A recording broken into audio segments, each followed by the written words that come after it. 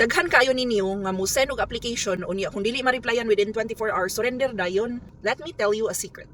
The fortune is in the follow-up. Sa akong 20 years nga freelancer virtual assistant, nakasabot nako kung unsa ang dagan sa utok sa kliyente.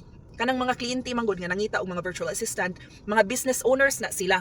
Naa na sila mga negosyo nga sila mo'y nagpadagan. Mao galing nangita sila assistant tungod kay di na nila makaya nga sila ra. So naa na sila tagsa-tagsa nga mga negosyo, dili na sila magsigig apong ra silang email.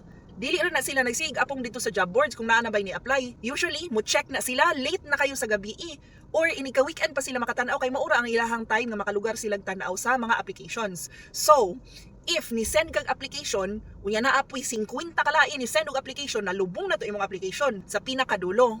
But if you send a quick follow-up, just a short message saying, "Hi, is this position still open? Because I'm still very much interested in helping you scale your business." Ana lang gud ka simple nga follow-up, one-liner. The client will appreciate that. It just shows kung unsa ka kakurso nada. So kung after 24 hours wala ka ma-reply sa imong application, ayaw ka sagmuyo. Dili na ingon ana.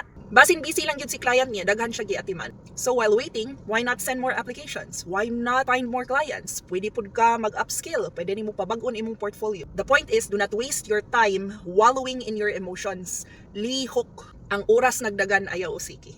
Okay? I really hope you get hired soon. Good luck.